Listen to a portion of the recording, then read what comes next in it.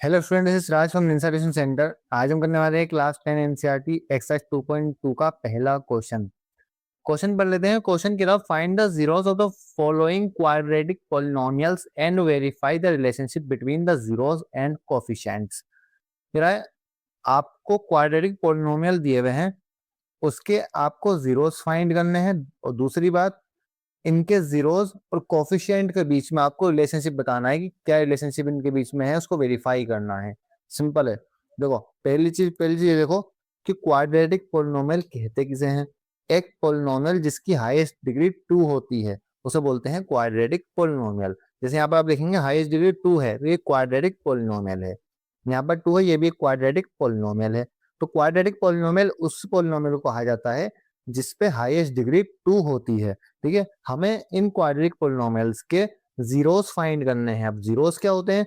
Zeros एक ऐसी value होती है, मान लो एक्स का मान मुझे ऐसा रखना है, ठीक है, जिससे ये पूरा का पूरा पोलिनोमियल जीरो बन जाए। समझ में आ गया?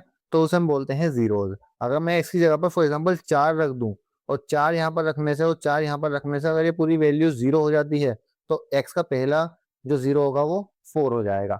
समझ में आ गया? जितनी हाईएस्ट पावर होगी किसी भी पोलिनोमियल की, उतने ही जीरोस होंगे उस पोलिनोमियल के। यहाँ पर पावर 2 है तो इस पोलिनोमियल की जो जीरोस होंगे वो 2 होंगे, यानी दो जीरोस होंगे इस पोलिनोमियल के। समझ में आ गई इतनी बात? चलो, तो क्वाड्रेटिक पोलिनोमियल को सॉल्व करने का सबसे इजी तरीका मैं आपको बता रहा हूँ। ठीक है, उस तरीके से हम इसको सॉल्व करेंगे।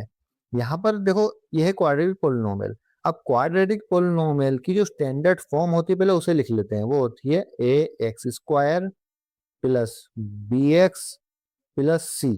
ठीक है, हम प्लस की जगह माइनस भी आ सकता है, इसमें कोई प्रॉब्लम नहीं है।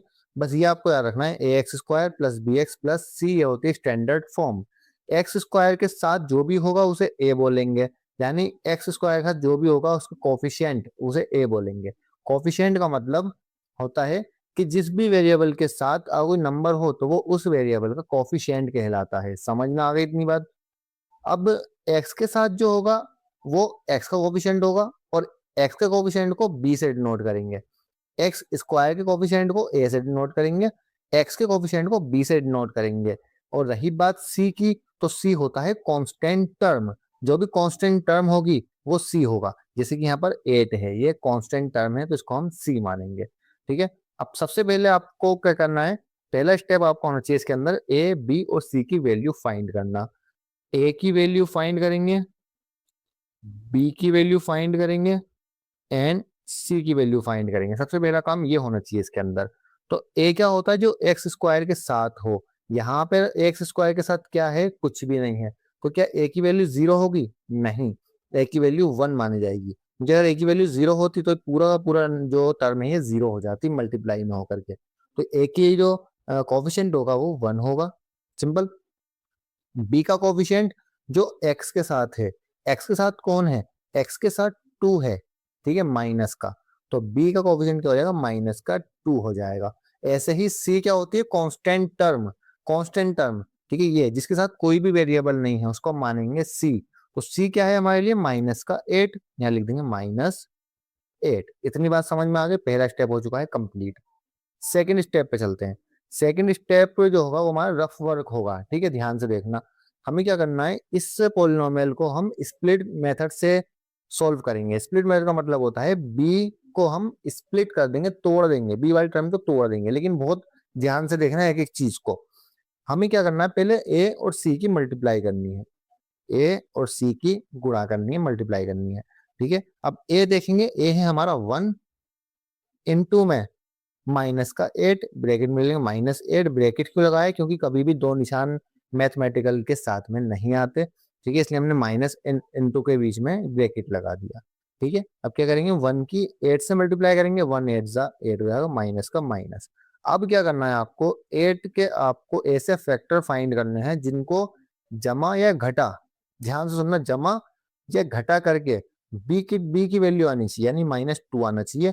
और मल्टीप्लाई करके सी आना, मल्टीप्लाई करके ए इंटू सी की जो टर्म थी यही आनी चाहिए, -8 आना चाहिए। ठीक है, हम इसके फैक्टर करते हैं। फैक्टर करते हैं इसको, यहाँ पर हम देखेंगे फैक्टर करेंगे प्राइम फैक्टराइजेशन मेथड से ही करना है। जब भी आपका आंसर आएगा, 2 से करेंगे, 2 4 8, फिर 2 से करेंगे, 2 2 जा 4 एंड 2 1 जा 2, ठीक है। अब यहाँ पास फैक्टर आ गए 2 2 2 तीनों। अब हमें इन फैक्टर्स को इस तरीके से अरेंज करना है कि हमारा इनको प्लस या माइनस करके -2 आना चाहिए, यानी बी आना चाहिए, ठीक है। और मल्टीप्लाई करके 8 ही आना चाहिए, ठीक है। अब देखो हमारे पास क्या है, यहाँ पर 2 के 3 बार, 2 जो है वो 3 बार है। हम क्या करेंगे, 2 2 जा 4, पहला फैक्टर हो गया 4 एंड 2 का 2, ठीक है। अभी दोनों फैक्टर को इस तरीके से प्लस या माइनस करना है कि हमारा आंसर बी आना चाहिए, और बी कितना है, -2 है, तो -2 आना चाहिए। इसके लिए मैं क्या करूंगा, माइनस का 4 हो जाएगा और प्लस का 2 हो जाएगा, यानी इनको जमा या घटा करके हमने -2 ले आए। जब 4 में से 2 माइनस करोगे, यहाँ पर 2 बचेगा, क्योंकि 4 बड़ा है उसके पास माइनस है, तो यहाँ पर माइनस हो जाएगा। समझ में आ गई इतनी सी बात, बहुत सिंपल है। अब हमें क्या करना है, अब एक बार पहले एक बार पहले पोलिनोमियल लिख लो। पोलिनोमियल क्या था हमारा, पोलिनोमियल था हमारा x² -2x और माइनस का 8। पोलिनोमियल लिख लिया, अब पोलिनोमियल को दोबारा लिखो, x², ठीक है। अब एक बात ध्यान रखना, बी को लिखने से पहले एक बात ध्यान रखना, अब आपको बी ये वाला नहीं लिखना, अब आपको बी लिखना है ये वाला, बहुत ध्यान से देखना, ये वाला बी लिखना है आपको, यानी आपको बी को हटा के ये टर्म लिखनी है, बी वाली जो टर्म थी ना उसको हटा के आपको ये वाली टर्म लिखनी है। -4 साथ में एक्स लगाना है, क्योंकि बी के साथ मल्टीप्लाई में एक्स था, यहाँ पर आपको एक्स लगाना है, 4x प्लस 2x, ठीक है। अब वापस आएगा -8। सिंपल है, बहुत सिंपल चीज है, क्लियर है। अब आपको अगला स्टेप क्या करना है, दोनों के ऊपर एक ब्रैकेट लगा देना है, शुरू वाले 2 टर्म्स के ऊपर और बाद वाले 2 टर्म्स के ऊपर एक ब्रैकेट लगा देना है। अब यहाँ पर आप देखेंगे कि कॉमन क्या आ रहा है, मतलब यहाँ पर एक जैसा क्या है, तो यहाँ पर एक जैसा x है, यानी कॉमन x है, तो x को बाहर निकाल देंगे अंदर, क्योंकि 2 बार x था x², तो एक बार तो बाहर आ गया, अंदर बचेगा एक बार x माइनस एक बार x तो बाहर आ गया, अंदर क्या बचेगा, 4 बचेगा। समझ में आ गए यहाँ तक, चलो आगे बढ़ते हैं। प्लस का प्लस आ जाएगा, यहाँ पर आप देखेंगे 2 एंड 8 में क्या कॉमन है, 2 कॉमन है, क्योंकि 2 के टेबल में 2 भी आता है और 8 भी आता है, दोनों 2 के मल्टीपल हैं, तो 2 को यहाँ से हम कॉमन ले सकते हैं, नहीं बाहर ले सकते हैं अंदर, क्योंकि 2 तो बाहर आ गया, अंदर सिर्फ x बचेगा माइनस। अब 2 के टेबल में 8 कितने टाइम आता है, 4 टाइम्स आता है, यानी 4 बारी में आता है, तो अंदर यहाँ पर 4 बचेगा। समझ में आ गया, ठीक है। 2 के टेबल में 8 कितनी बारी में आता है, 4 बारी में, तो इसलिए हमने यहाँ पर 4 लिख दिया। सिंपल है। दोनों ब्रैकेट अगर आपके सेम आ गए ये वाले, तो इसका मतलब है कि आपका आंसर लगभग लगभग ठीक हो चुका है यहाँ तक, ठीक है। चलो इसको आगे और करते हैं। अब आपको एक तो लेना है आपको ये वाला नंबर x+2, ये वाली टर्म लेनी है, तो आपको इक्वल टू 0 रखना है इसके, ठीक है। और दूसरा आपको लेनी है ये ब्रैकेट वाली टर्म, क्योंकि दोनों ब्रैकेट सेम होंगे तो कोई सा ब्रैकेट भी ले सकते हो। ये टर्म आपको लेनी है x-4 इक्वल टू 0, क्लियर है। अब जब प्लस का 2 है, इस तरफ जाके माइनस का 2 हो जाएगा, -2, एंड ऐसे ही माइनस का 4 है, इस तरफ जाके प्लस का 4 हो जाएगा, ठीक है। ये हो गया आपका प्लस का 4, ठीक है। आपका एक 0 आया माइनस का 2 और एक 0 आया आपका प्लस का 4, ठीक है। इसे आप अल्फा मान सकते हो और इसे आप बीटा मान सकते हो, क्लियर है यहाँ तक। चलो जीरो आपने फाइंड कर लिए हैं, -2 एंड +4। अब इनको करना है वेरीफाई। वेरीफाई करने के लिए कौन सा फॉर्मूला इस्तेमाल होगा, किस तरीके से वेरीफाई होगा, इसको हम करेंगे नेक्स्ट पेज पर। चलो अब वक्त आ चुका है वेरीफाई करने का, कि हम इनको वेरीफाई किस तरीके से करेंगे। देखो पहला हमारा अल्फा जो है -2 है एंड बीटा जो है प्लस का 4 है, ठीक है। अब अल्फा एंड बीटा को करेंगे प्लस, अल्फा प्लस बीटा, जो कि सम ऑफ जीरोस भी कहलाता है, ठीक है। सम ऑफ जीरोस लिख लो या अल्फा प्लस बीटा लिख लो अपनी किताब के हिसाब से, ठीक है। इसका फॉर्मूला होता है -b/में a, क्लियर है यहाँ तक। अब देखो अल्फा क्या निकला है, -2 प्लस बीटा क्या निकला 4 इक्वल, अगर आप देखेंगे तो बी हमारे पास क्या था, -2 था, ठीक है। इस बात को आपको ध्यान रखना है, बी आपके पास -2 है, क्या लिखेंगे -2, देखिए ये माइनस फॉर्मूले वाला है और ये माइनस जो 2 के साथ था ऑलरेडी वो वाला है, ठीक है। इसको आपको याद रखना है। और ए हमारे लिए क्या था, ए हमारे लिए 1 था, तो अब हम क्या लिखेंगे, ए की वैल्यू 1 लिखेंगे, तो अब आप लिख देंगे 1 1, ठीक है।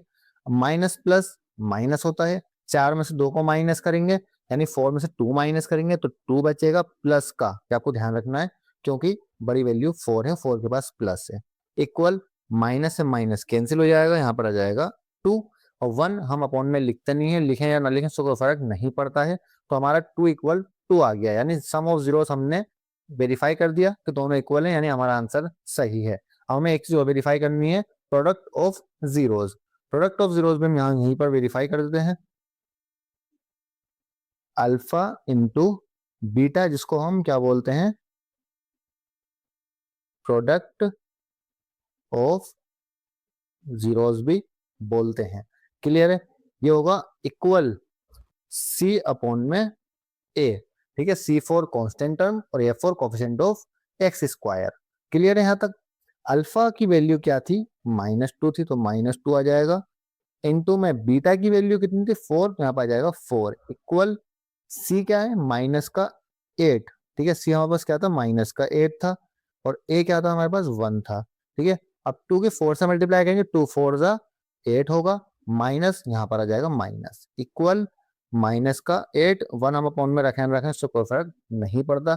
अब चाहे यहाँ से माइनस कट कर दें या ना करें उससे कोई फर्क नहीं पड़ने वाला, वैल्यू हमारी इक्वल है, तो 8 इक्वल 8 आ गया, यानी प्रोडक्ट ऑफ जीरोस को भी हमने वेरीफाई कर दिया, इनके रिलेशन को हमने वेरीफाई कर दिया है। दोनों product of zeros and sum of zeros दोनों हमने वेरीफाई कर दी, दोनों हमने क्लियर कर दिए हैं। तो क्या आपका क्वेश्चन नंबर 1 का पार्ट 1 पार्ट फर्स्ट, तो फर्स्ट पार्ट जैसे करा है बाकी के सारे पार्ट्स भी इस तरीके से ही होंगे, और बाकी सारी पार्ट्स भी कर लेते हैं, जहां पर हमने फर्स्ट पार्ट कंप्लीट कर लिया है। अब नेक्स्ट मैच में चलते हैं और करते हैं इसका सेकंड पार्ट। क्वेश्चन नंबर 1 का पार्ट नंबर 2 करते हैं। पार्ट नंबर 2 भी सेम ऐसे करेंगे जैसे हमने पार्ट नंबर 1 किया था। पहला स्टेप क्या था हमारा, पहला स्टेप आप लिख लीजिए यहाँ पर अपनी क्वाड्रेटिक पॉलिनोमियल की स्टैंडर्ड फॉर्म, जो कि होती है a x square plus b x plus c, ठीक है। अब अगला स्टेप क्या था, आपको ए बी और सी फाइंड करना है, इससे आपका क्वेश्चन बहुत ज्यादा आसान हो जाएगा।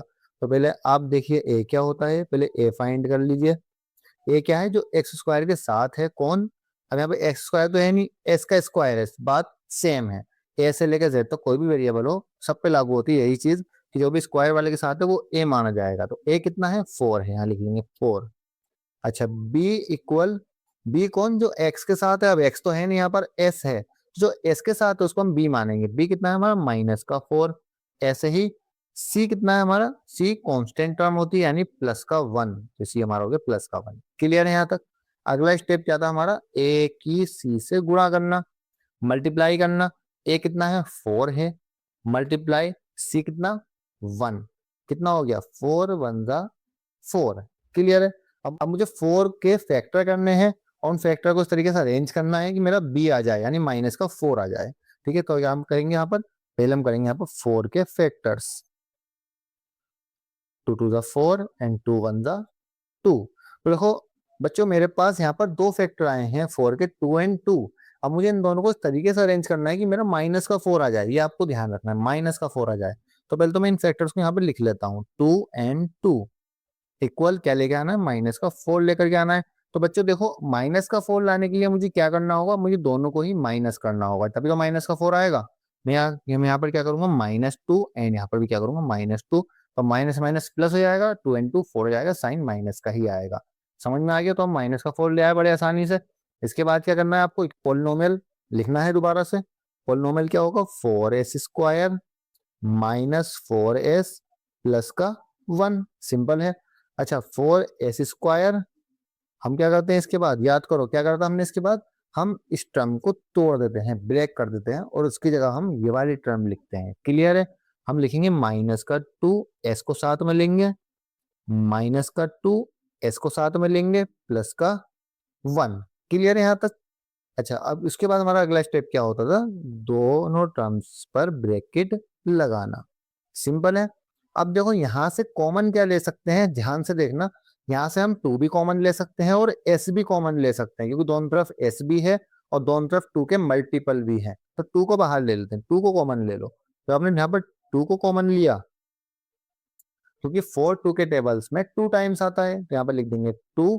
s भी कॉमन ले लो बाहर, क्योंकि s दोनों तरफ है, अंदर 2 बार s था, यहाँ पर अब 1 बार s बचेगा, माइनस देखो ये पूरी की पूरी टर्म 2 ऐसी उठ के बाहर आ चुकी है, ये भी पूरी की पूरी टर्म बाहर आ चुकी है उठ के, तो ये पूरी की पूरी टर्म की जगह हम 1 लिख सकते हैं। इसका मतलब हमने पूरी की पूरी टर्म ही कॉमन ले ली। हम क्या करेंगे, इस जगह पर हम लिख देंगे 1।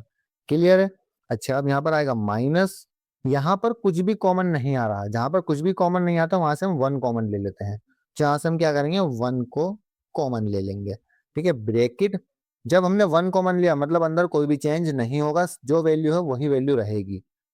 2s, बस एक चीज आपको देखनी है, क्योंकि बाहर माइनस है तो अंदर का साइन चेंज हो जाएगा।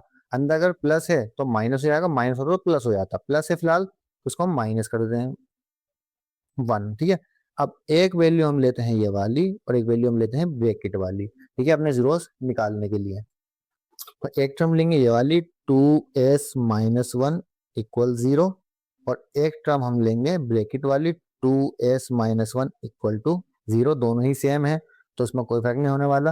और यहाँ पर आप देखेंगे s को आपको इस तरफ रहने देना है, माइनस का 1 उस तरफ जाके प्लस का 1 हो जाएगा, और 2 इंटू में है तो वो डिवाइड में चला जाएगा। तो हो गया आपकी s की वैल्यू, यानी हो गया आपका पहला 0 जो कि 1/2 है। सेम यहाँ पर करेंगे, एस इक्वल ये माइनस का 1 उस तरफ जाके प्लस का 1 है, अपॉन में 2 इंटू में है डिवाइड में चला जाएगा। तो एस की वैल्यू कितनी हो गई, माइनस एस की वैल्यू कितनी हो गई, 1/2 हो गई। एंड दोनों जीरोस के सेम है, 1/2 एंड 1/2। ठीक है, हमने यहाँ पे जीरोस निकाल दिए हैं। अब अगले पेज पे चलते हैं, इनको वेरीफाई करने के लिए product of zeros and sum of zeros को वेरीफाई करने के लिए चलते हैं अगले पेज पर। तो यहाँ पर एस की वैल्यू 1/2 आई, दूसरे वाले एस की वैल्यू 1/2 आई, यानी अल्फा एंड बीटा दोनों सेम आए हैं 1/2। ठीक है, तो पहले हम वेरीफाई करेंगे अल्फा प्लस बीटा को। यहाँ पर लिखेंगे हम फर्स्ट अल्फा प्लस बीटा, जो कि सम ऑफ जीरोस भी होता है। इसका फॉर्मूला अभी हमने करा था पीछे, क्या होता है, माइनस बी अपॉन में ए। क्लियर है? अच्छा, अल्फा क्या था हमारे पास, 1/2 था, यहाँ लिखेंगे 1/2 प्लस बीटा क्या था, 1/2 था, तो यहाँ लिखेंगे 1/2 इक्वल माइनस। अब देखो यहाँ पर b हमारे पास क्या है, ध्यान से देखना, b क्या है हमारे पास, माइनस का 4। तो हम क्या करेंगे यहाँ पर, माइनस ब्रैकेट माइनस का 4, ये वाला माइनस तो वैल्यू के साथ ही था, और ये वाला माइनस जो था वो हमारा फॉर्मूले में ही था। ठीक है, अपॉन में ए देख लो, ए क्या है, ए भी 4 है, तो मैं यहाँ पर लिख देता हूँ 4, इसे कट करते हैं, यहाँ पर लिखते हैं 4। ठीक है, अब यहाँ पर आप एलसीएम लीजिए। एलसीएम आपको सिंपल सा रूल पता है एलसीएम का, कि जब डिनोमिनेटर सेम होता है तो उसको हम एक बार लिखते हैं, सिर्फ एक बार लिखते हैं, और इन नंबर्स को हम प्लस कर देते हैं, यानी 1+1 लिख सकता हूँ मैं इसको। माइनस से माइनस कैंसिल करना है, ऊपर बचेगा 4 और अपॉन में 4 बचेगा। ठीक है, 1 एंड 1 कितना हो जाएगा, 2 हो जाएगा, अपॉन में भी 2 हो जाएगा, इक्वल 4 अपॉन में 4 हो जाएगा। ठीक है, अब यहाँ पर एक चीज देखो, क्या मैं 2 को 2 से कैंसिल कर सकता हूँ, बिल्कुल कर सकता हूँ। 2 से 2 कैंसिल करेंगे तो 1 होगा, इक्वल 4 को 4 से कैंसिल करेंगे तो 1 होगा, मतलब डिवाइड करेंगे। तो यहाँ पर हमारी दोनों वैल्यूज सेम आई है, 1 इक्वल 1, तो दोनों वैल्यूज सेम आई है। इसका मतलब क्या है कि सम ऑफ जीरो हमने वेरीफाई कर दिया है, एक्यूरेटली वेरीफाई कर दिया है। अगला नंबर आपको पता है किस चीज का होगा, अगला नंबर होगा प्रोडक्ट ऑफ जीरोस का। सिंपल है, चलो करते हैं सेकंड इसका, product of zeros. Product of zeros में क्या होता है, अल्फा इंटू बीटा होता है, जो कि प्रोडक्ट ऑफ जीरोस भी कहलाता है। इक्वल, इसका फॉर्मूला होता है सी अपॉन में ए। अल्फा क्या है हमारे पास, अल्फा है हमारे पास 1/2, यहाँ लिखेंगे 1/2 इंटू बीटा क्या है, बीटा भी कितना है, 1/2 है, इक्वल सी क्या था हमारे पास। तो आप देखेंगे, वापस क्वेश्चन पे आते हैं, सी था हमारे पास प्लस का 1। ठीक है, प्लस का 1 था हमारे पास सी, तो यहाँ पर लिख लेते हैं सी जो है हमारे पास प्लस का 1 है, और ए हमारे पास कितना था, 4, इक्वल 4। अब इनटू वाले जो फ्रैक्शन होता है उसमें सामने सामने मल्टीप्लाई करते हैं, सामने सामने मल्टीप्लाई करिए, 1 1 into 1 1, and 2 into 2 4, 2 to the 4 equal 1/4। क्या वैल्यू इक्वल आ गई, 1/4 1/4, ये भी इक्वल वैल्यूज आ गई। इसका मतलब हमने प्रोडक्ट ऑफ जीरो वेरीफाई कर दिया है। तो क्वेश्चन नंबर फर्स्ट का सेकंड पार्ट भी हो चुका है। ठीक है, फर्स्ट पार्ट कर लिया, सेकंड पार्ट कर लिया, अब नेक्स्ट पेज पे करेंगे इसका थर्ड पार्ट। और अगर कोई प्रॉब्लम होती है समझने में, बिल्कुल इजी भाषा में समझा रहा हूँ, कोई प्रॉब्लम फिर भी समझने में होती है बाई चांस, तो कमेंट कर सकते हो, जो मर्जी पूछ सकते हो कमेंट बॉक्स के अंदर। ठीक है, अब हम करते हैं थर्ड पार्ट नेक्स्ट पेज पर। क्वेश्चन नंबर 1 का थर्ड पार्ट स्टार्ट करते हैं। क्वेश्चन नंबर 1 का थर्ड पार्ट भी सेम उस तरीके से होगा, इस तरीके से हमने शुरू के 2 पार्ट किए हैं। पहले हम क्या करेंगे, इसको एक स्टैंडर्ड फॉर्म में लिख लेंगे। इस पोलिनोमियल को स्टैंडर्ड फॉर्म क्या होती है, a x square plus b x plus c, तो होती है स्टैंडर्ड फॉर्म। ठीक है, पहला स्टेप क्या होता है, ए बी और सी को फाइंड करना है। पहले हम ए को फाइंड करेंगे। ए क्या है, जो एक्स स्क्वायर के साथ है क्या, 6। ठीक है, एक्स स्क्वायर का कोफिशिएंट। ठीक है, बी क्या है हमारे पास, -3, -3 सॉरी -7, क्योंकि देखो एक्स यहाँ पर लास्ट में है, तो -7 हो जाएगा हमारे पास बी, -7। ठीक है, और सी हमारे पास क्या है, जो कोफिशिएंट, जो कांस्टेंट टर्म है। कांस्टेंट टर्म वो होती है जो किसी भी वेरिएबल के साथ नहीं होती, जैसे कि यहाँ पर 3 है, तो -3 हो जाएगा हमारा सी। क्लियर है यहाँ तक। अब क्या करेंगे, ए और सी की मल्टीप्लाई करेंगे, हम नेक्स्ट स्टेप में करते हैं। ए इंटू सी, ए कितना है 6 और सी कितना है -3, -3 लिख देंगे। 6 से 3 से मल्टीप्लाई करेंगे तो आंसर आएगा -18, 6 18 माइनस का माइनस। ठीक है, अब हम करेंगे 18 के फैक्टर्स, 18 के फैक्टर्स करेंगे।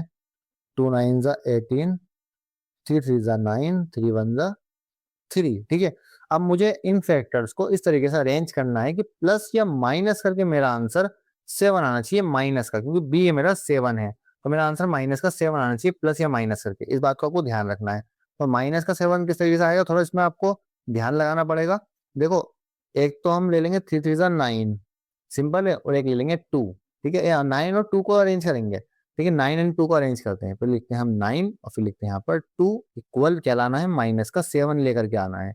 नंबर माइनस में लाना है, इसका मतलब बड़े वाले नंबर को माइनस का करना पड़ेगा, यहाँ लिख देंगे माइनस, एंड छोटे वाले नंबर को प्लस का करना पड़ेगा, क्योंकि हमें माइनस का 7 लेके आना, माइनस का 11 नहीं लेकर के आना। तो यहाँ लिख देंगे प्लस का 2, माइनस प्लस माइनस होता है, 9 में से 7 जाएंगे तो 9 में से 2 जाएंगे तो 7 बचेंगे, किसके, माइनस के। तो ये आपका बी की टर्म के लिए आपका जुगाड़ यहाँ पर हो चुका है, -9 एंड +2। क्लियर है यहाँ तक।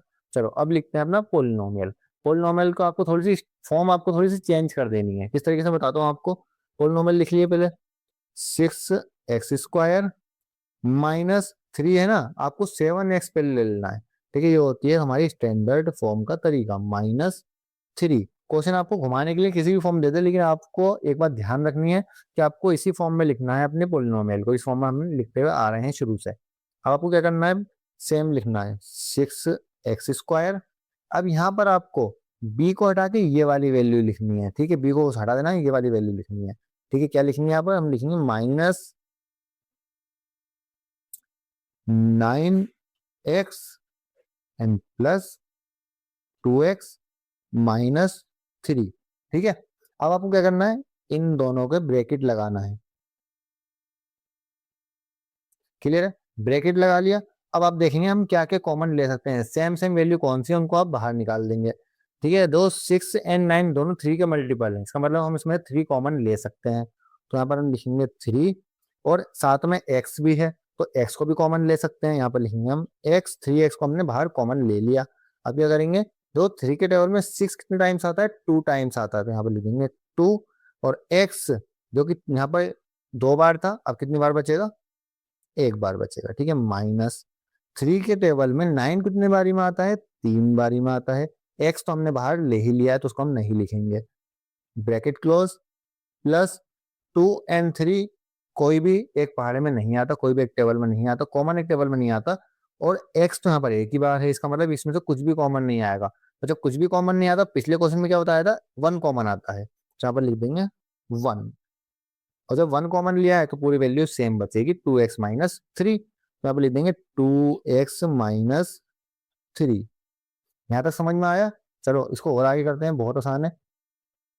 एक तो हम लेंगे 3x+1, पहला नंबर, और दूसरा नंबर ब्रैकेट में से कोई सा भी उठा लो, दोनों ब्रैकेट सेम है हमारे, और दोनों ब्रैकेट सेम ही आने चाहिए।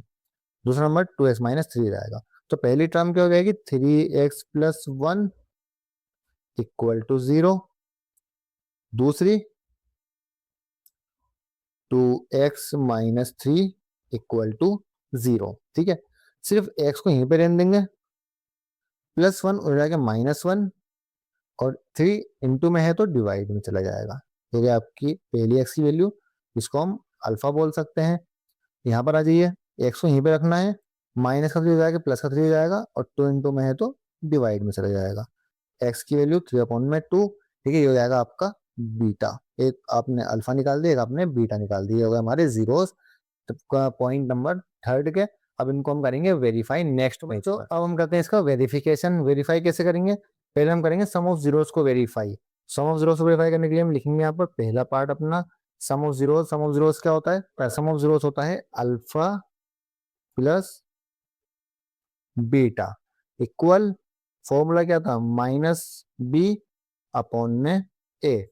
ठीक है, फॉर्मूला आपको हर बार लिखना है, तभी ये फॉर्मूला आपको याद हो पाएगा। अल्फा कितना है? -1/3, और प्लस बीटा कितना है? 3/2 इक्वल माइनस बी कितना है? बी यहाँ पर भी माइनस का है, माइनस का 7। तो आपको क्या लिखना है? माइनस का 7 लिख देना है ब्रैकेट में, माइनस का 7, ये फॉर्मूले वाला माइनस, और ये टर्म के साथ जो माइनस आया वो वाला माइनस, अपॉन में ए कितना था? क्या आप देखेंगे तो ए यहाँ पर 6 था, तो एक जगह पर हम 6 लिख लेते हैं, 6। ठीक है, अब इसको सोल्व करते हैं। जब भी डिनोमिनेटर अलग अलग होते हैं दो टर्म वाले एलसीएम में, तो वहां पर हम इस तरीके से सोल्व करते हैं, क्रॉस मल्टीप्लाई करके। 2 की 1 से मल्टीप्लाई करेंगे, माइनस का 2 आ जाएगा, प्लस 3 की 3 से मल्टीप्लाई करेंगे, 3 3 जा 9 हो जाएगा, अपॉन में 3 2 जा 6 हो जाएगा। ये तो आपको आता ही होगा। इधर पहले इस तरफ मल्टीप्लाई करनी है, फिर इस तरफ मल्टीप्लाई करनी है क्रॉस, और फिर नीचे के नीचे से मल्टीप्लाई करनी है। इक्वल, माइनस से माइनस कैंसिल कर देना है, प्लस का 7 होगा, अपॉन में 6 हो जाएगा।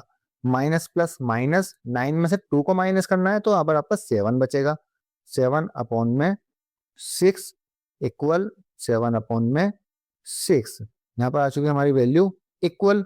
जो वैल्यू इक्वल आ गई, इसका मतलब है ये हमारा हो चुका है वेरीफाई, कि हमारा आंसर सही है, हमारी वैल्यूज सही है। ठीक है, हमें करना है इसका सेकंड पार्ट। सेकंड पार्ट क्या होता है? अल्फा इंटू में बीटा। क्लियर है? अल्फा इंटू में बीटा क्या होता है? फॉर्मूला क्या होता है? फॉर्मूला होता है सी अपॉन में ए। अच्छा, अल्फा क्या है? -1/3, तो लिखेंगे -1/3, इंटू में बीटा क्या है? 3/2 है, इक्वल सी। सी क्या था हमारे पास? सी था हमारे पास माइनस का 3, क्या पर हम लिख देंगे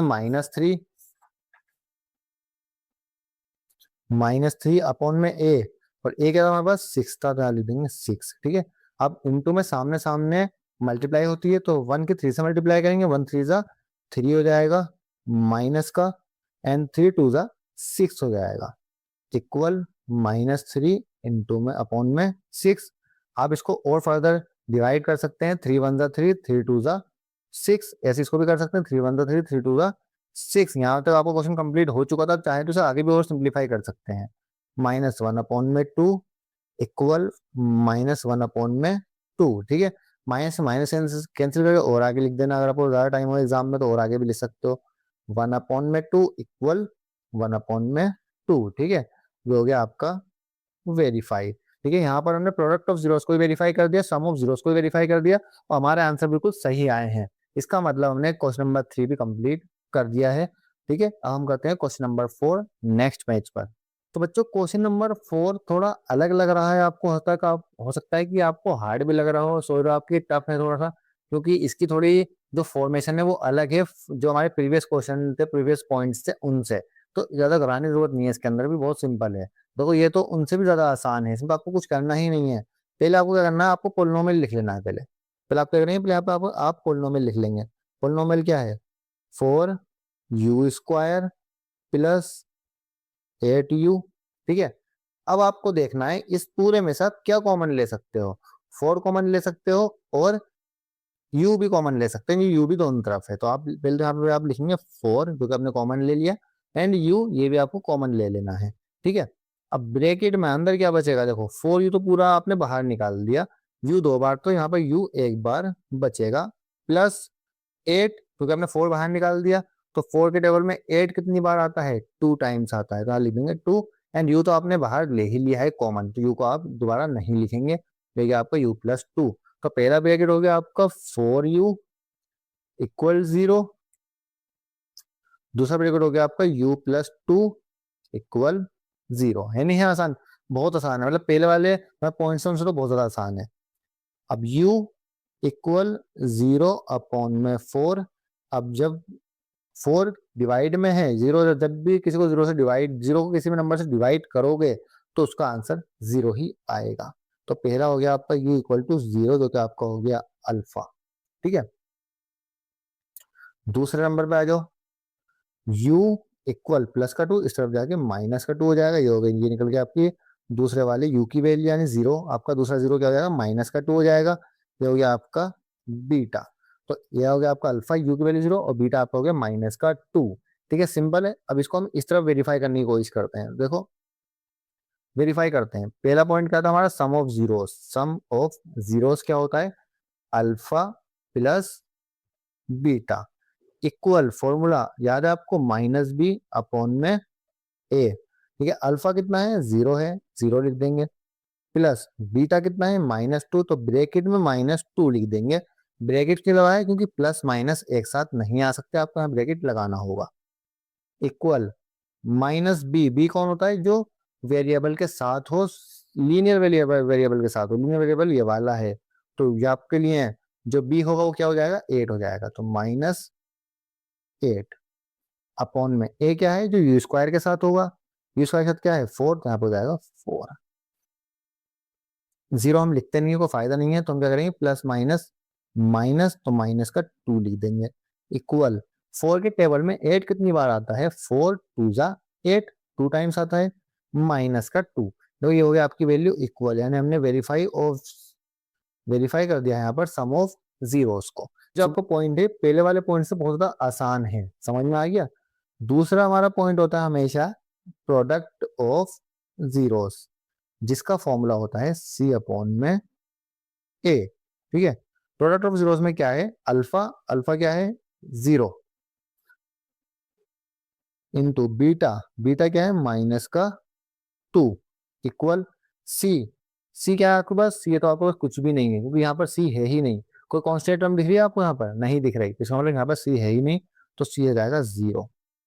और ए है आपका 4, 4 लिख देंगे। 0 की किसी भी नंबर से मल्टीप्लाई करो वो 0 ही बन जाता है, 0 को किसी भी नंबर से डिवाइड करो वो 0 ही बन जाता है, समझ में आ गया। यानी 0 को हमने 4 से डिवाइड करा 0 बन गया, -2 को 4 से मल्टीप्लाई करा वो भी 0 बन गया। ये हो गया आपका आंसर, यानी दोनों हमारे 0 एंड 0 आ गए, यानी दोनों हमारे इक्वल वैल्यू आ गई, इक्वल नंबर आता है। ठीक है, हमने यहाँ प्रोडक्ट ऑफ जीरोस को भी वेरीफाई कर दिया, सम ऑफ जीरोस को भी वेरीफाई कर दिया, और हमने जीरोस भी फाइंड कर लिए। बस यही क्वेश्चन की डिमांड थी। अब करते हैं पांचवा क्वेश्चन, पांचवा पार्ट, क्वेश्चन नंबर 1 का पांचवा पार्ट नेक्स्ट पेज पर। तो बच्चों क्वेश्चन नंबर 1 का .5 स्टार्ट करते हैं। ये आपको लग रहा होगा थोड़ा डिफिकल्ट, आपको लग रहा होगा देखने से, क्योंकि इसमें t² -15 है, यहाँ से b गायब है, a है और c है। तो पहले हम क्या करेंगे, यहाँ पर लिख लो, पहले a b और c को फाइंड कर लो। देखो a जो है आपका वो 1 होगा, मैंने आपको बताया जब कुछ नहीं होता है तो वहां पर 1 माना जाता है। b आपका 0 होगा, क्योंकि b यहाँ पर है ही नहीं। ठीक है, और c आपकी कांस्टेंट टर्म जो होती है वो होगी 15। सिंपल है, ये आपने लिख लिया। अच्छा, अब एक काम करेंगे, देखो यहाँ पर पहले इसको लिख लेते हैं, पोलिनोमियल को पहले लिख लो, t² -15। ठीक है, अब यहाँ पर हम क्या करें, देखो a और c क्या इन दोनों की मल्टीप्लाई कर दें, हमारा कुछ आंसर आ सकता है क्या, नहीं, इससे तो हमारा काम नहीं होने वाला, क्योंकि a और c को मल्टीप्लाई करके b लाना होगा, और b जो है वो ऑलरेडी 0 है, तो ये तो हमारे इससे तो हमारा नहीं होने वाला। यहाँ पे हमें कुछ और हिसाब लगाना होगा। तो देखो यहाँ पर मैं क्या करूंगा, यहाँ पर मैं एक काम कर सकता हूँ, क्या करो, 15 के ऊपर ना एक रूट लगा दो पहले तो, और रूट लगा के 15 के ऊपर ही स्क्वायर लगा दो। समझ में आया, मतलब मैंने रूट और स्क्वायर दोनों क्यों लगाए, क्योंकि रूट लगाने और स्क्वायर लगाने से वैल्यू में कोई चेंज नहीं आएगा, रूट से स्क्वायर दोबारा कैंसिल हो जाएगा, तो हमें वापस से 15 मिल जाएगा। समझ में आ गया, बहुत सिंपल है। ठीक है, तो हमने क्या करा, 15 पे रूट एंड स्क्वायर लगा दिया। अब देखो यहाँ पर एक फॉर्मूला बन रहा है, आपकी नजर में आ चुका होगा अभी तक फॉर्मूला, क्या बन रहा है फॉर्मूला, a² - b²। फॉर्मूला क्या है, फॉर्मूला है a+b और a-b। समझ में आ गया, a+b एंड a-b, दो ये a² - b² बन रहा है ना फॉर्मूला, a+b a-b। तो अब बस हो गया आपका क्वेश्चन, कुछ नहीं करना है यहाँ पर आपको। एक बार लिखना है प्लस में दोनों को, एक बार लिखना है माइनस में दोनों को। तो पहले प्लस में लिखते हैं t प्लस, अच्छा जब आप लिखेंगे b, यानी एरो ये तो हो गया आपका t, ठीक है। जब b लिखेंगे तो 15 नहीं लिखना, √15 लिखना है, ये आपको ध्यान रखना है, √15। कहीं आप 15 लिख देंगे तो आपका आंसर गलत हो जाएगा, √15 लिखना है, ठीक है। इक्वल 0, ठीक है, क्योंकि a plus B T plus √15 हो गया। दूसरा हो जाएगा आपका a minus B, a minus B क्या हो जाएगा, t माइनस √15 इक्वल 0। एक बार आपने इसको प्लस में लिख दिया, एक बार आपने इसको माइनस में लिख दिया। चलो एक बार समझा भी देता हूँ, देखो कैसे लिखेंगे। हमने क्या करा है, देखो ध्यान से देखो, हमने करा क्या है, टी स्क्वायर माइनस √15 पर स्क्वायर, ठीक है। ए प्लस ए स्क्वायर माइनस बी स्क्वायर की फॉर्म हो गई। अब इसको एक बार तो हमने लिख दिया प्लस में, और एक बार हमने इसको लिख दिया माइनस में, हमने ये करा है, ठीक है। T plus √15 equal to 0, T minus √15 equal to 0। समझ में आ गया इतना। चलो आगे बढ़ते हैं। टी इक्वल प्लस का √15 था, यहाँ आ गया माइनस का √15 हो जाएगा। ऐसे ही टी इक्वल माइनस का √15 था, इधर आके प्लस का √15 हो जाएगा। समझ में आ गया। ये गया हमारा अल्फा, ये हो गया हमारा बीटा। टी माइनस √15 अल्फा हो गया और टी प्लस √15 हमारा बीटा हो गया, ठीक है। हमने दोनों जीरोस निकाल लिए हैं। अब चलते हैं नेक्स्ट पेज पर इनके रिलेशनशिप को वेरीफाई करने के लिए। तो बच्चों टी की वैल्यू एक बार माइनस में और एक बार प्लस में √15 आ चुकी है। पहले हम करेंगे सम ऑफ जीरोस वेरीफाई। यहाँ पर लिखेंगे अल्फा, यहाँ पर लिखेंगे प्लस बीटा, इक्वल फॉर्मूला आपको याद है, माइनस बी अपॉन में ए, ठीक है। अल्फा कितना है, माइनस का √15 है, तो माइनस का √15 प्लस बीटा क्या है, √15 है, तो √15 इक्वल माइनस बी। तो यहाँ पर आप देखेंगे बी तो यहाँ पर कुछ भी नहीं था, 0 था, तो यहाँ पर लिख देंगे माइनस का 0, ठीक है। माइनस तो हम लिखेंगे, इनको फायदा है ही नहीं यहाँ पर माइनस लिखने का। ए की वैल्यू क्या थी, तो देखेंगे यहाँ पर ए की वैल्यू थी 1, तो अपॉन में लिख देंगे 1। देखो माइनस प्लस माइनस होता है, √15 से √15 कैंसिल हो जाएगा, 0 बचेगा, यहाँ लिख देंगे 0 इक्वल 0 को किसी भी नंबर से डिवाइड करो 0 ही आएगा, तो यहाँ पे आ जाएगा 0, ठीक है। हमारा आ गया आंसर 0 इक्वल 0, यानी हमारा जो आंसर है वो सही, हमने यहाँ पर वेरीफाई कर दिया, ठीक है। अब हम सेकंड पार्ट में क्या करेंगे, इसका प्रोडक्ट ऑफ जीरोस को वेरीफाई करेंगे, जो कि होता है अल्फा इंटू में बीटा। फॉर्मूला आपको याद है, सी अपॉन में ए होता है। अल्फा क्या था, -15 था, अंडर रूट इनटू में बीटा क्या था, प्लस का √15 था, इक्वल सी क्या है, सी माइनस का 15 है, यहां पर लिख देंगे -15। ए क्या था, ए हमारा 1 था, तो लिख देंगे 1, ठीक है। अब जब दो वैल्यू रूट में होती है, सेम होती है, तो वो रूट से बाहर आ जाती है, मतलब उनका पेयर बन जाता है, जोड़ा बन जाता है। तो 15 एंड 15 दोनों सेम वैल्यू है, दोनों रूट में है, अंडर रूट है, तो दोनों बाहर आ जाएंगी रूट से, यानी हमारे यहाँ पर होल नंबर आ जाएगा 15, माइनस में माइनस लग जाएगा, इक्वल माइनस का 15। माइनस से माइनस काट भी सकते हो, यहाँ तक भी आपका आंसर सही है वैसे। 15 इक्वल 15, ठीक है, आपका आंसर 15 इक्वल 15। यहाँ पे हमने देखो इक्वल वैल्यू निकाल दी, तो ये भी हमारा हो चुका है वेरीफाई, यानी हमने अल्फा प्लस बीटा को भी वेरीफाई कर दिया, अल्फा इंटू बीटा को भी वेरीफाई कर दिया, अल्फा प्लस बीटा को भी वेरीफाई कर दिया, दोनों को वेरीफाई कर दिया, हमारा आंसर हो चुका है बिल्कुल करेक्ट, ठीक है। कोई भी प्रॉब्लम हो कमेंट बॉक्स में पूछ लेना। क्वेश्चन नंबर 1 का 5 पार्ट भी हो चुका है, क्वेश्चन नंबर 1 का 6 पार्ट बचा है, लास्ट पार्ट वो करते हैं नेक्स्ट पेज पर। तो बच्चों क्वेश्चन नंबर 1 का 6 और लास्ट पार्ट बचा है। अगर वीडियो अच्छी लगे तो सब्सक्राइब करना, कुछ मदद हुई हो तो हमारे चैनल को जरूर सब्सक्राइब करना, शेयर करना अपने दोस्तों के साथ भी, ठीक है। क्वेश्चन नंबर 6 स्टार्ट करते हैं। फिर से वही तरीका आपको अपनाना है जो हमने पिछले 3 पॉइंट में अपनाया था। पहले आपको यहाँ पर लिख लेनी है इनकी स्टैंडर्ड फॉर्म, जो कि होती है ax² plus bx plus c, ठीक है। अब आगे क्या, a और b और c को फाइंड करना। a क्या है, 3x² के साथ वाला, b क्या है, 2x का तो कुछ भी नहीं है, जब कुछ भी हो तो क्या मानते हैं, -1। समझ में आया, वैसे 1 मानते हैं, माइनस इसलिए माइनस लगा दिया, ठीक है। और सी हमारा हो जाएगा -4, जो कि कांस्टेंट टर्म होती है सी -4। अगला स्टेप हमारा हमेशा होता है ए और सी को मल्टीप्लाई करना। ए की वैल्यू कितनी है 3, इंटू सी की वैल्यू कितनी है -4, ले लेते हैं -4। 3 4 = 12, माइनस का माइनस, ठीक है, -12 आ गया। तो -12 पे हमें फैक्टर करने हैं। इसके बाद 12 को फैक्टर करो, 2 6 12, 2 3 6, 3 1 3, ठीक है। अब इन फैक्टर्स को इस तरीके से अरेंज करो कि बी आ जाए। बी कितना है -1, तो -1 आ जाए, ठीक है। चलो करते हैं, 2 2 4, 3 हैगा हमारे पास फैक्टर 12 का, इक्वल कितना लाना है -1 लाना है। तो 4 जो है माइनस का हो जाएगा और 3 जो है वो प्लस का हो जाएगा, क्योंकि हमें वैल्यू माइनस में लेके आनी है। तो माइनस प्लस माइनस, 4 में 3 गए, -1 बचेगा, ठीक है। अब उसके बाद हम क्या करते हैं, दोबारा से लिखो polynomial, 3x² -x -4, 3x² minus, अब ये मत लिखो, x नहीं लिखना, b को हटा करके ये आपको यूज करना है अब, ठीक है। -4x प्लस 3x, ठीक है, 3 हमने यहां से लिया है, -4, सिंपल है। अब क्या करेंगे, एक ब्रैकेट आपको यहाँ लगाना है, एक ब्रैकेट आपको यहाँ पर लगाना है, ठीक है। अब यहाँ से आप देखो ध्यान से, x के अलावा तो कुछ कॉमन आएगा ही नहीं, x को बाहर ले लो, x को आपने ले लिया बाहर, हमें क्या बचेगा 3, क्योंकि x 2 बार था, 1 बार बचेगा, -4, x तो आपने बाहर ले ही लिया है, इसको यहाँ पर नहीं लिखेंगे, प्लस, तो यहाँ से तो कुछ भी कॉमन नहीं आ रहा। जब कुछ भी कॉमन नहीं आता, पिछले चैप्टर में क्या पढ़ा है, 1 कॉमन ले लो। जब कुछ भी कॉमन नहीं आता, पिछले क्वेश्चन में हमने यही पढ़ा है, 1 कॉमन ले लो। तो जब 1 कॉमन ले लेंगे तो अंदर की वैल्यू पे कोई फर्क पड़ेगा क्या, बिल्कुल नहीं पड़ेगा, अंदर की वैल्यूज सेम रहेंगी, ठीक है।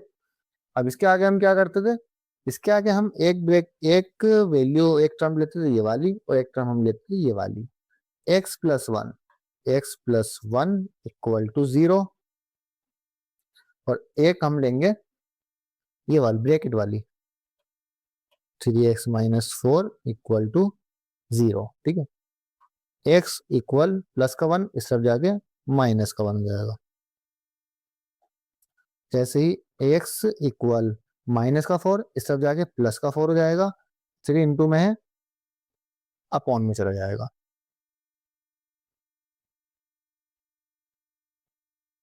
क्लियर है, ये हो गया आपका अल्फा, ये हो गया आपका बीटा, सिंपल है। तो हम यहाँ पर जीरोस निकाल दिए हैं क्वेश्चन नंबर 1 के 6 पार्ट के। अब लास्ट इसको करना है हमें सिर्फ verify, alpha plus beta, alpha into beta को वेरीफाई करना, जो कि करेंगे नेक्स्ट पेज पर। चलिए स्टूडेंट, जीरोस फाइंड करने के बाद हम पार्ट 6 के यहाँ पर करने वाले हैं, वेरिफिकेशन करने वाले हैं इनकी रिलेशनशिप की, कोफिशिएंट एंड जीरोस की, ठीक है। फर्स्ट पार्ट क्या करते हैं, सम ऑफ जीरोस यानी alpha plus beta equal, formula आपको याद है, -b/, ए, ठीक है। अल्फा कितना है -1 है, बीटा कितना है 4/3 इक्वल, माइनस बी कितना है -1, ठीक है। क्या लिख देंगे -1, और ए कितना है, ए की वैल्यू 3 है, तो ए की वैल्यू हम लिख देंगे 3, ठीक है। अब यहाँ पर 1 लिख करके पहले तो इसका एलसीएम लो, ठीक है। अब इसको हम किस तरीके से करेंगे, आप मैंने आपको बताया क्रॉस मल्टीप्लाई जो होता है उससे करेंगे, यानी बटरफ्लाई मेथड से करेंगे। 3 1 3, -3, 4 1 4, अपॉन में 3 1 3 इक्वल, माइनस से माइनस कैंसिल, 1/3 हो जाएगा, ठीक है। माइनस प्लस माइनस, 4 में से 3 को माइनस करेंगे 1 आ जाएगा, अपॉन में 3 इक्वल 1/3, ठीक है। देखो वैल्यू सेम आ गई, यानी हमारा जो वेरिफिकेशन था वो भी एक्यूरेट है, करेक्ट है, ठीक है। अब करते हैं इसका सेकंड पार्ट। सेकंड पार्ट में क्या करना होता है, हमेशा प्रोडक्ट ऑफ जीरोस फाइंड करने होते हैं। तो प्रोडक्ट ऑफ जीरोस का मतलब अल्फा इंटू में बीटा, ठीक है। कांस्टेंट टर्म यानी सी अपॉन में ए, ये इसका फॉर्मूला है। अल्फा कितना -1, क्या लिख देंगे -1, इनटू में बीटा कितना 4/3 इक्वल सी मतलब कांस्टेंट टर्म कितनी थी -4 थी, तो यहाँ पर लिख देंगे -4 ए कितना था 3, तो ए की वैल्यू 3 है। ठीक है, सामने सामने मल्टीप्लाई कर दो, 1 की मल्टीप्लाई 4 से करो, 4 1 जा 4 आ जाएगा, 3 का 3 सेम एज इट इज -4/3। देखो वैल्यू आ चुकी है इक्वल, इसका हमने वेरिफिकेशन कर दिया। ठीक है, हमारी वैल्यू इक्वल आनी चाहिए वेरिफिकेशन करने के बाद, यानी अल्फा प्लस बीटा इक्वल होगा -b/a के और अल्फा इंटू बीटा इक्वल होगा c/a के। हमें यही वेरीफाई करना होता है, सिंपल है। तो यहाँ पर हमने देखा कि हमने आज जो करा है वो क्वेश्चन नंबर 1 का पहला पार्ट, दूसरा पार्ट, तीसरा पार्ट, चौथा पार्ट, पांचवा पार्ट और छठा पार्ट कंप्लीट कर लिया। क्वेश्चन नंबर 1 हमारा पूरा पूरा पूरा पूरा कंप्लीट हो चुका है 2.2 10 क्लास का। अब हम करेंगे 2.2 का क्वेश्चन नंबर 2 नेक्स्ट क्लास में, जो कि इस एक्सरसाइज का लास्ट क्वेश्चन भी है। ठीक है, अगर क्वेश्चन में कोई भी प्रॉब्लम होती है, कोई भी इक्वेशन समझ में नहीं आती, कोई भी पोलिनोमियल समझ में नहीं आता, कोई भी क्वेश्चन समझ में नहीं आता, तो जब मर्जी पूछ सकते हो, कमेंट बॉक्स में कमेंट कर सकते हो। हम आपको समझाने के लिए कोशिश करेंगे कि आपको सही से समझा सकें हर एक चीज को।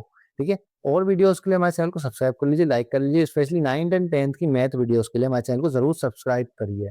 ठीक है, अब मिलते हैं नेक्स्ट क्लास में एक नई वीडियो के साथ, एक नई एनर्जी के साथ, एक्सरसाइज 2.2 के क्वेश्चन नंबर 2 के साथ। ठीक है, थैंक यू।